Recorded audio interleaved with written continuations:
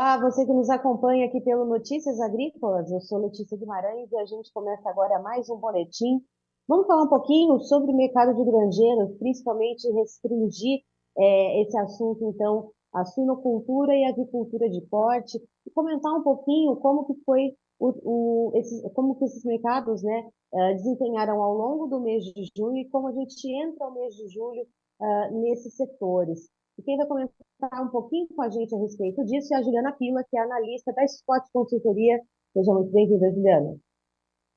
Olá, Letícia, eu agradeço a participação aqui com vocês. Juliana, me diga uma coisa, ao longo do mês de junho, como que foi o desempenho tanto para a avicultura de corte como para a suinocultura? No caso da suinocultura independente, por exemplo, algo que eu pude observar é que no final do mês, quando os preços geralmente costumam dar aquela caídazinha, a gente viu os preços da suinocultura se mantendo no final de junho. Então, eu gostaria que você trouxesse esse contexto aqui para a nossa audiência, por gentileza, tanto para a avicultura de corte quanto para a avicultura de postura, para a suinocultura, perdão, no mês de junho. Bom, Letícia, foi realmente isso que você comentou, né? Nós tivemos tanto para a avicultura de corte como também para a suinocultura uma recuperação nos preços ao longo de junho, comparado tanto com maio como no decorrer dos dias de junho, né? A gente observou uma oferta um pouco mais controlada e, junto a isso, uma demanda bastante ativa. Pensando principalmente na suinocultura, nesse período, né, que a gente observa aí já uma queda nas temperaturas, isso acaba colaborando aí para incremento na demanda dessa proteína, né? Junto a isso, a gente também, né, além do mercado interno tá favorecendo o escoamento da produção, a gente também vê que as exportações vêm vindo, né, seguem em bom ritmo aí, apesar da gente ter no contexto geral de junho, ter exportado uma menor quantidade de carne, tanto de aves como também de suíno, na comparação com o igual período do ano passado, a gente está falando ainda de uma comparação com o volume recorde. Então, assim, esses dois fatores, tanto de uma oferta um pouco mais ajustada, como também dessa demanda mais ativa, acabou colaborando aí para essa recuperação de preços que a gente observou ao longo de junho.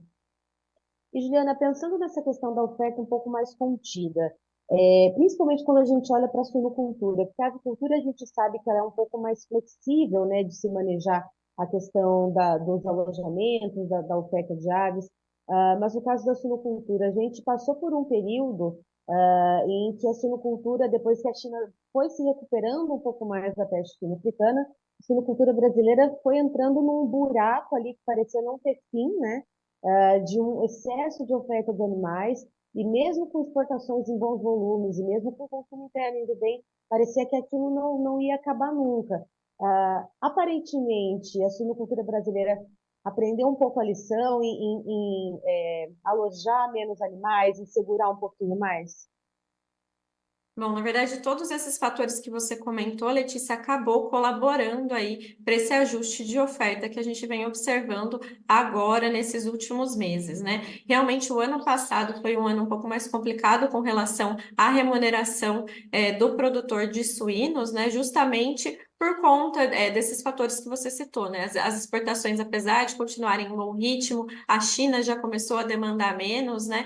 E aí isso acabou excedendo aí tendo um pouco mais de oferta, o que acabou prejudicando a remuneração do produtor no ano passado. Em função disso, esses ajustes realmente na produção vêm acontecendo, o que tem colaborado agora para essa recuperação de preços que a gente tem observado aí nos últimos 3 meses, pensando na suinocultura. E, Juliana, então, olhando para o mês de junho, né, como que a gente consegue ver a evolução dos preços na suinocultura e dos preços na avicultura de corte? Bom, fazendo um comparativo, ao longo do mês de junho, para a avicultura, a gente teve uma valorização ao longo do mês nas granjas, né? A gente considera esses preços aqui em São Paulo, tá, Letícia? Acho que cabe a gente destacar isso. A gente teve uma Uhum. valorização de 4,2% e para a suinocultura a gente teve uma valorização de quase 10% nas granjas, né? Muito também em decorrência dos fatores que eu citei. E também, né, cabe lembrar que no final do mês, como você colocou no começo do nosso bate-papo, a gente teve uma sustentação na segunda quinzena do mês, que sazonalmente a gente começa a observar uma queda, né, nos preços nesses períodos. No entanto, a demanda, principalmente do varejo, ela vem um pouco mais ativa, justamente pensando nesse começo de mês que a gente tem uma saída de mercadorias um pouco maior e também em decorrência do feriado que vai acontecer na próxima semana. Então, a gente está tendo uma antecipação dessas compras. Então, isso deu uma certa sustentação nos preços também no final de junho, que sazonalmente a gente observa um recuo de preços. Aí, para você que nos acompanha, né, que é de outras partes do Brasil, esse feriado que a gente está falando é o feriado de 9 de julho, que é dia do Soldado Constitucionalista, que é um feriado aqui no estado de São Paulo. Então, essas vendas antecipadas a gente consegue compartimentalizar, que é para essa região mais, região sudeste, região de São Paulo, né, Juliana? Exatamente, é onde a gente está fazendo o levantamento e apresentando os números para vocês. Então, e aí o que que acontece? Esse feriado cai numa terça-feira, provavelmente muita gente vai emendar, vai fazer aquele churrasquinho, vai fazer aquela feijoada em família, né, Juliana? Então, casa com essa questão dos preços no final de junho terem se mantido num patamar de sustentação, né? Exatamente. E o que que a gente pode esperar, Juliana, para o restante desse mês de junho? A gente está vendo as exportações, por exemplo, né? No mês de junho a gente fechou tanto para aves quanto para carne suína com números abaixo do que foi registrado em junho do ano passado, mas você bem ressaltou aqui que o ano passado foi um ponto meio que fora da curva, né, de recorde de exportação. Mas o que que a gente pode esperar agora para o mês de julho, lembrando que segundo semestre a gente sempre tem um arranque um pouquinho mais acelerado nas exportações. Isso mesmo, Letícia. Pensando do lado da exportação, a gente acredita que o volume exportado tanto de carne de aves como de carne suína, ela continua em bom ritmo.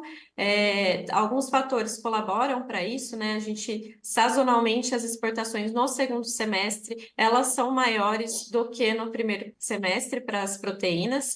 E outro fator, né, apesar, né, como você mesmo comentou, das exportações terem diminuído na comparação anual, pensando no acumulado de janeiro a junho para carne suína, a gente ficou aí quase nos mesmos patamares do ano passado, e para carne de frango a gente teve um recuo na casa do 1%. Mas vale lembrar que a gente está falando de um ano de 2023 que foi de exportações recordes, tanto para proteína de aves, né, como também para proteína suína. Ou seja, a gente está falando, né, fazendo uma comparação com uma base alta. De toda forma, as expectativas é que as exportações ao longo de 2024, ou seja, quando a gente finalizar o 2024, as exportações para essas duas proteínas atinjam aí um volume superior ao que a gente observou em 2023. Certo. Juliana, muito obrigada pela sua participação. Você e todo o time da Scott, cada um ali na sua área de atuação, são sempre muito bem-vindos aqui com a gente. Eu é que agradeço e a Scott Consultoria está sempre à disposição.